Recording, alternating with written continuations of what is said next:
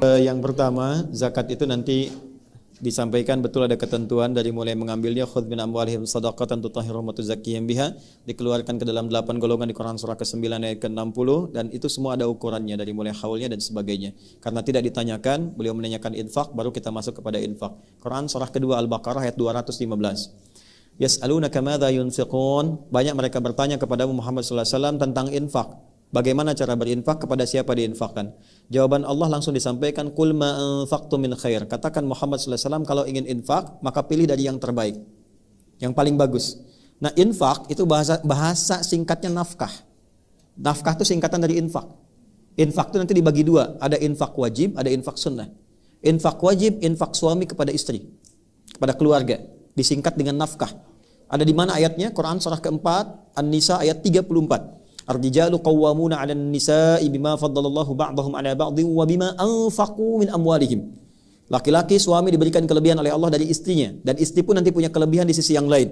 Apa kelebihan itu? Di antaranya pelindung, pengayom, pengarah di rumah tangganya, plus diberikan kemampuan untuk menafkahi istrinya. Jadi kalau suami bekerja itu sifatnya nafkah. Kalau istri atau perempuan bekerja itu tidak disebut mencari nafkah, beda. Awas, ada pekerjaan, ada nafkah, itu lain. Nafkah itu kewajiban yang melekat kepada suami, yang nanti rizki yang Allah berikan akan mencukupi kebutuhan yang ada di dalam rumah tangganya. Jadi berapapun yang didapat bisa dibagi.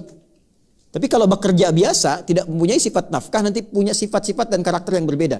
Didapatkan besar pun belum tentu mencukupi. Ya, saya tidak bahas itu dulu, saya akan masuk kepada yang sunnahnya. Kalau kemudian yang itu sudah selesai, jadi frame-nya begini, tabelnya. Kalau sudah yang wajib selesai, baru keluar. Jangan keluar dulu. Ya, dihitung dulu di rumah. Kebutuhan rumah berapa? Misalnya 20 juta dalam sebulan. Allah kasih rezeki 30 juta. Maka yang dipahaminya yang 10 jutanya itu adalah modal ibadah kita yang Allah titipkan lewat kita supaya mendapat kemuliaan. Ya, bukan dijadikan untuk ini kaya, bukan itu tujuannya. Jadi hitung kebutuhan kita setelah dapat sebulan sekian, lebihnya yang kita sebut lebih itu sebetulnya peluang ibadah yang Allah titipkan lewat kita. Mumpung sedang dititipkan, pakai. Sampai nanti Allah pindahkan ke tempat yang lain kalau itu tidak digunakan dengan baik. Ya, maka cara menggunakannya bagaimana? Satu, qul ma anfaqtum min khair. Kalau mau infak sifatnya materi. Bisa makanan, bisa pakaian, bisa juga uang dan sebagainya. Yang penting materi. Min khair yang terbaik. Satu, lil walidain, untuk orang tua. Qala rabbi auzi'ni an ashkura ni'mataka allati an'amta 'alayya wa 'ala walidayya wa an a'mala shalihan tardah. Ya? Orang tua. Kemudian setelah itu siapa? Wal aqrabin. Aqrabin itu keluarga dekat, ada dua tafsirnya.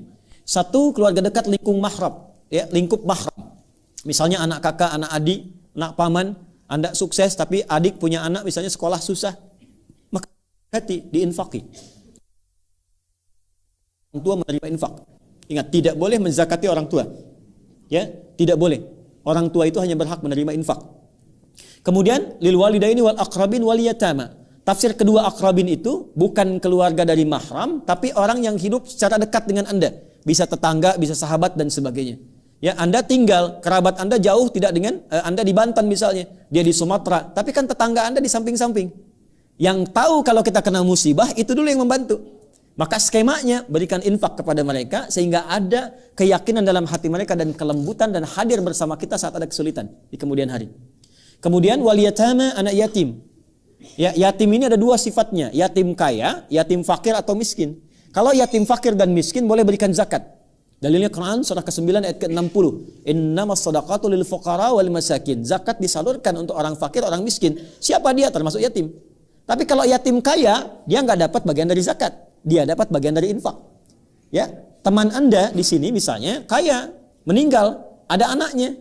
Nah, anak yang ditinggalkan itu boleh kita berikan infak untuk penyambung silaturahim dengan keluarga ayahnya. Datang bawa mainan yang disukainya, datang bawa hadiah dari kas infak. Ya, itu yang dilakukan Nabi SAW ketika lewat seorang anak sedang bersedih.